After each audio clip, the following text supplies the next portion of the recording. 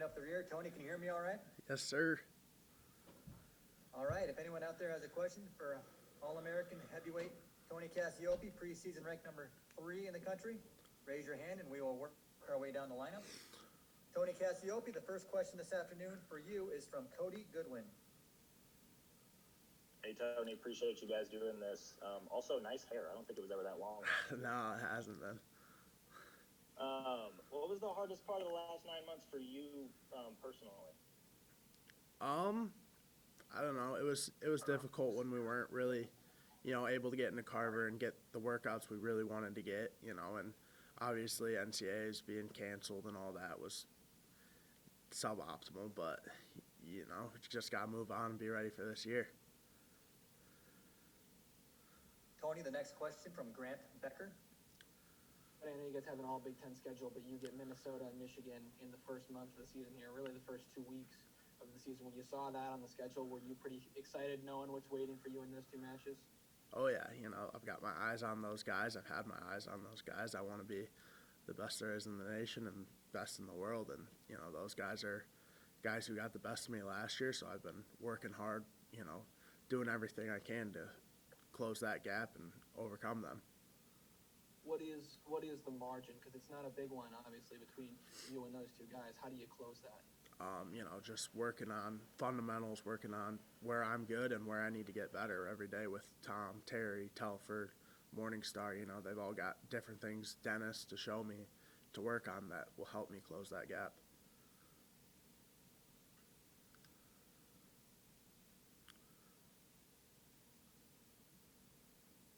Tony, the next question from Cody Goodwin.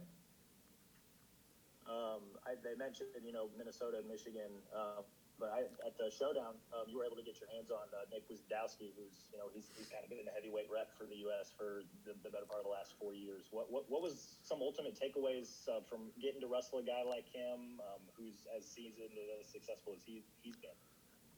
Really just focus on fundamental wrestling. I got out of position in that match, and it cost me because he got right into his lace and, took me through. And I felt, like I am on that level. I can wrestle with that guy. I know I can. And, I just need to wrestle my match, my fundamental positions, and not, let him get me in that position where he did.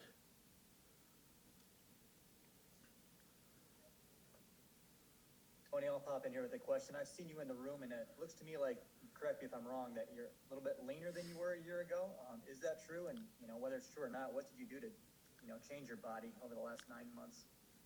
My weight's about the same as it's been. I've just been lifting hard, wrestling hard, running, all that, and just focused on my wrestling and getting myself optimal, and that's really what I've always focused on. So, it's just been, I've had a lot of time to do some good training, and I've been making the most of it. Tony, we'll go back to Cody Goodwin. I know we talked a little bit after your last year. We talked a little bit about what you maybe learned from your redshirt year. What were maybe some of the major takeaways? I know you talked about wrestling fundamentally sound against Gwiz, but were there larger takeaways, or was that maybe similar to what you learned after going through a full year in the actual lineup? Yeah, I mean that's really a big focus for me is my fundamental wrestling because, I'm strong, I'm fast, I'm athletic, and I can, do a lot of good things, but I'll put myself out of position sometimes where I don't need to be, but, I would maybe get away with it before because I was just more athletic or, could get away with it, but I can't do that. I need to focus fundamental positions and wrestle hard 7 minutes, my positions. Tony, the next question from Grant Becker. Tony, you promised us last year at Media Day that you were going to be an entertaining wrestler. You certainly delivered on that. But it's going to be a little different this year, right, with no crowds, whether that's Carver Hawkeye, 1,000 strong cheering for you, or somewhere else where they're booing you.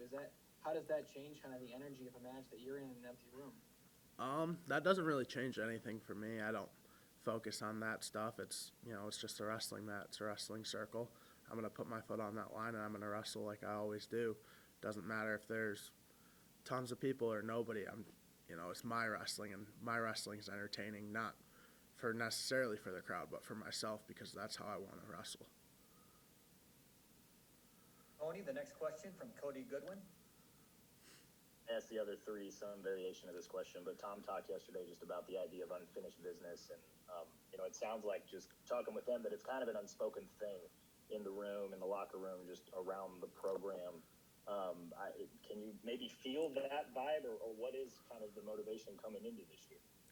I wouldn't say it's any different because we're always, have our eyes set on that goal of being NCAA champions. Like obviously last year we didn't get the chance to compete, but I think we all moved pretty quickly on to we got to bring it next year. It's all about next year already.